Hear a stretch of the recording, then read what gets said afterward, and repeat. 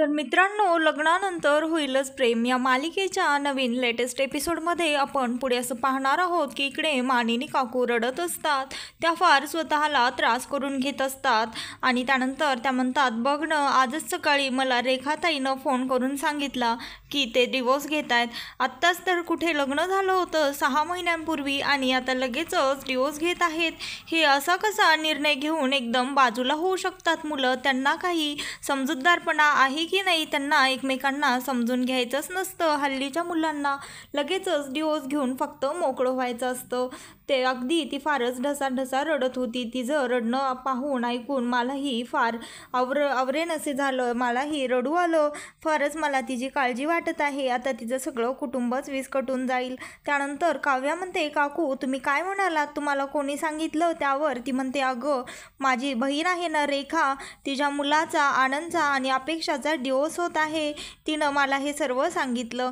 त्यावर त्यांना थोडंसं रिलॅक्स वाटतं. नाहीतर त्या चौघांनाही असं वाटलं होतं की त्यांच्याच डिवोर्सबद्दल काकूंना कळालं आहे की काय. पण ते घाबरतातही. त्यांना वाटतं की आत्ताच त्या दोघांच्या डिवोर्सची बातमी ऐकून आईची ही अवस्था आहे आणि जर आम्ही आईला सांगितलं तर मग आई काय करेन, आईचं काय होईल, अशा टेन्शननी काळजीनी ते सांगत नाहीत. त्यानंतर मग ते मानिनी काकू फारच रडत असतात, त्रास करून घेत असतात. त्यामुळे काव्या आणि नंदिनी मानिनी काकूंना त्यांच्या रूममध्ये घेऊन जातात. त्यानंतर इकडे विक्रम काका म्हणतात त्या मुलांना, खरंच तुमच्या आता बायका आल्या आहेत ना, त्यामुळे मला जास्त टेन्शन नाही, कारण आता तिला तिच्या सुना आहेत सावरायला. नाहीतर मगासपासनं ती इकडे रडत होती आणि ती रम्या आणि वसू आत्या काहीतरी रूममध्ये कसले तरी हेडफोन लावून मीटिंगचं काहीतरी करत होत्या. त्यानंतर इकडे त्या दोघी वसू काकूंना रूममध्ये घेऊन येतात आणि काकूंना रिलॅक्स करायला सांगतात. त्यावर काकू म्हणतात, मी काही अशी पडून राहू शकत नाही, कारण मला काही असं माझं मन लागणार नाही आणि धीरही लागणार नाही.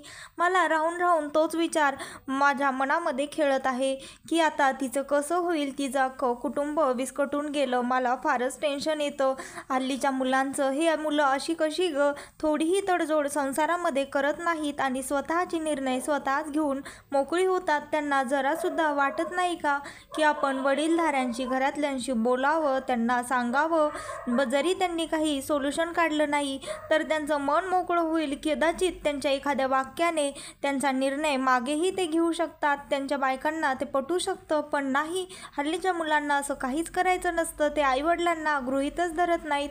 खरंच बाई, मला तर फारच टेन्शन येतं. मलाही फार पारची आणि जीवाची काळजी वाटत असते. पण मला एक गोष्टीचं मात्र टेन्शन नाही, कारण तुम्ही खरंच खूप चांगल्या आहात. तुमच्या मनात असले फालतू विचार कधीच येणार नाही त्याची मला पूर्ण खात्री आहे, कारण तुम्ही मला दोघी माझ्या मुलीसारख्याच आहात. मी तुम्हाला कधीच सुनासारखं वागवलं नाही आणि तुम्ही ह्या तुमच्या आईला सोडून कधीच जाऊ नका. भलेही तुमच्या नवऱ्यांसोबत तुमचं काही होऊ देत, पण तुमच्या ह्या आईला सोडून तुम्ही कधीच जाऊ नका. त्यानंतर नंदिनी म्हणते, आई आम्ही असं कधीच करणार नाही, तुम्ही टेन्शन घेऊ नका. तुम्ही थोडा आराम करा बरं, मी तुमचं डोकं चेपून देऊ का? त्यावर काकू म्हणतात, नाही नको. काव्याही म्हणते, आई मी तुमचे पाय चेपते. त्यावर काकू म्हणतात, नको, तुम्ही फक्त व्यवस्थित राहा, आनंदी राहा आणि जे काही तुमच्या मनात आहे ते मला मैत्रिणीसारखं मनमोकळेपणाने जे काही मनात आहे ते बोलून टाकत जा गं. मला फारच टेन्शन येतं कधी कधी. तुम्ही दोघी मला माझ्या मुलीसारख्याच आहात. मी तुम्हाला माझी मुलगीच समजते आणि मी तुमच्यावर कधीच कोणते रिस्ट्रिक्शन टाकत नाही. हल्ली राहून राहून मला त्या दोघांचेच आत्ता विचार येत आहेत. अपेक्षाही अगं तुमच्यासारखीच खूप चांगली मुलगी होती, मग तिने अचानक असा डिसिजन का घेतला मला खरंच कळत नाही. अगदी मनमिळाऊ आणि सगळ्या संस्कृती जपणारी तुमच्यासारखीच होती. तिने अगदी वटपौर्णिमाही केली, सगळे सण थाटामाटात केले आणि मध्येच तिला काय झालं काय माहीत की लगेचच म्हणायली अनंतला की मला वेगळं राहायचं आहे. त्यावर माझी बहीण म्हणलीही, ठीक आहे तुमचं पटत नाही तर तुम्ही राहा वेगळं. पण हा आनंद काही पट्ट्या ऐकायला तयार नाही, त्याला एकत्र राहायलाच आवडतं. पण आता मग त्यानंतर ती माहेरी निघून गेली आणि त्यानंतर इकडे आलीच नाही आणि डायरेक्ट 2-4 महिन्यांनी तिने डिवोर्सचे पेपर आणि नोटीसच पाठवून दिली. हे काही वागणं झालं का? आता तुम्हीच सांगा बरं, कसं टेन्शन येणार नाही? काय होईल तिचं? मला तर काही विचारही करावेसे वाटेना. फारच मला धडधडल्यासारखं होत आहे. हे काकू त्यांना बोलत असतात आणि काकू म्हणतात, तुम्ही कधीच मला सोडून जाऊ नकात, त्या असं त्या दोघींना म्हणतात आणि प्रेमाने जवळ घेतात. आणि इकडे विक्रम काका पार्थला आणि जीवाला सांगत असतात. अशा वेळी ना मानिनी काही ऐकत नाही. त्यावेळेस अगदी नवरा असूनही माझंही ऐकत नाही, ती फार इमोशनल आहे.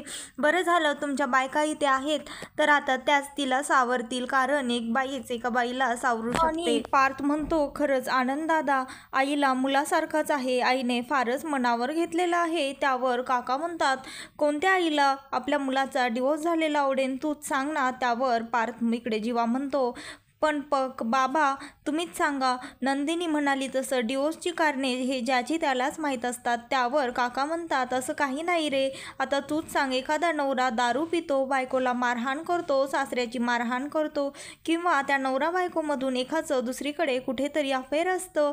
अशा परिस्थितीमध्ये डिवोर्स घेणं योग्यच आहे, पण अगदी किरकोळ कारणासाठी जी कारणे बोलवून मिटवली जाऊ शकतात, अशा कारणांसाठी डिवोर्स घेणं हे योग्य नाही. तुम्हीच सांगा, एवढ्याशा कारणासाठी कोर्टाची पायरी कशाला चढायला हवी. हे ऐकताच पार्थला आणि जीवाला टेन्शन येतं. त्यावर पार्थ म्हणतो, पण बाबा नवरा बायकोंमध्ये एखाद्याला संसार म्हणजे अडकल्यासारखं, त्या नात्यामध्ये बांधून टाकल्यासारखं जर होत असेल, तर त्याला डिवोर्स देणं हे योग्य की अयोग्य. त्यावर काका म्हणतात, त्या असं काही नसतं रे, मुळात अडकल्यासारखं असं का वाटावं. जर त्याचं दुसरीकडे काही अफेअर असेल किंवा त्याचं मन दुसरीकडे गुंतलेलं असेल तर असं वाटणं साहजिक आहे, पण हे असं काही नसतं. तसं परिस्थितीमध्ये असेल तर काही केल्या त्याला संसार करायला तो तयारच नसेल तर मग ती वेगळी गोष्ट आहे. पण अशा परिस्थितीतही अचानक निर्णय घेऊन असं मोकळं अजिबातच झालं नाही पाहिजे, कारण घरातल्यांशी बोलावं, वडीलधाऱ्यांशी त्यांनाच काही सांगावं, कारण ते त्यातनं मार्ग काढू शकतात. आणि जरी ते मार्ग नाही काढला, त्यांनी सोल्युशन नाही काढू शकले, तरी त्यांच्या बोलण्यानी कदाचित त्यांच्या एखाद्या वाक्यानी त्या समोरच्याला फरक पडू शकतो, त्याचं मन वळू शकतं. असं काही नसतं रे पोरांनो, पण तुम्ही हल्लीची पोरांना फारच विचित्रासारखं वागायला लागलेली आहेत.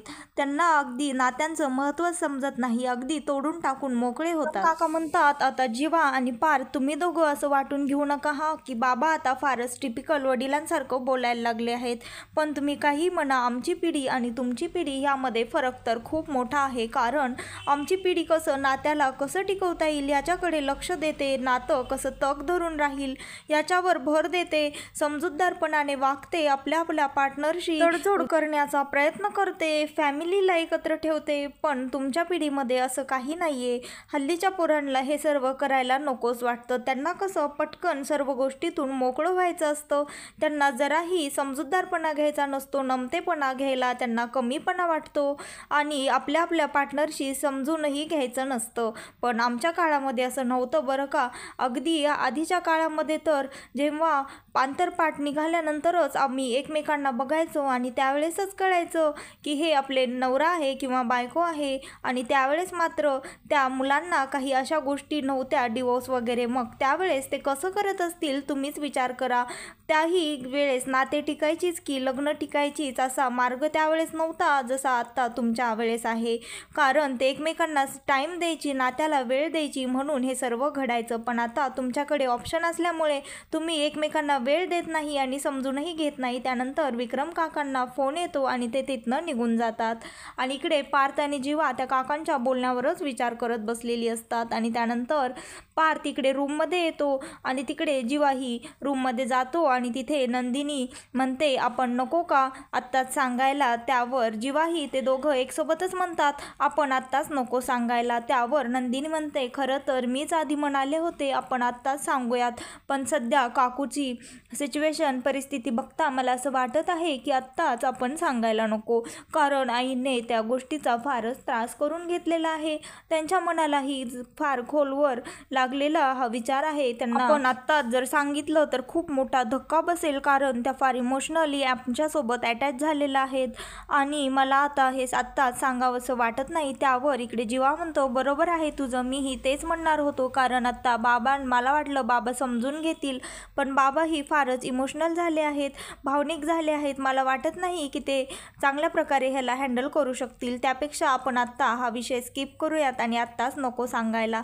त्यानंतर ती म्हणते ठीक आहे आणि जेव्हा तो टॉवेल बेडवर टाकतो त्यावर ती म्हणते तुमचं झालं का सुरू पसारा करणं. त्यावर तो म्हणतो तू कशाला गं पसारा आवरत असतेस. आणि त्या दोघांची छोटी मोठी भांडणे चालू होतात.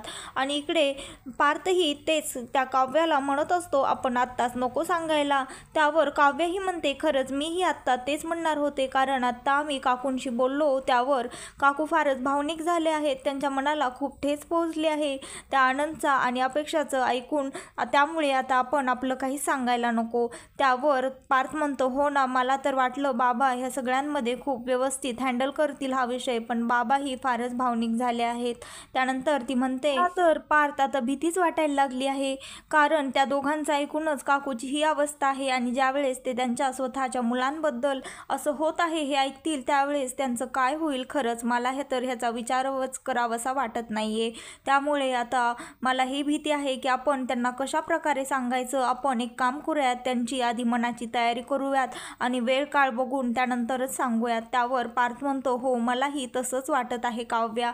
त्यानंतर ते बसतो बेडवर तर तिथे काव्याचे रीडिंग स्पेक असतात आणि ते तुटतात, तो गॉगल तुटतो. त्यावर काव्या तिथे येते आणि त्याला विचारते आत्ता कशाचा आवाज आला. त्यावर पार्थ म्हणतो नाही काही नाही, कशाचाच आवाज नाही आला.